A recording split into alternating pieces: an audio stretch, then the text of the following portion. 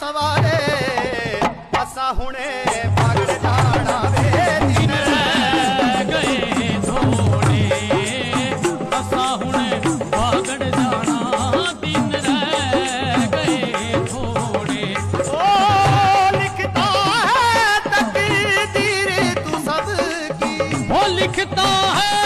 तकदीर तू सबकी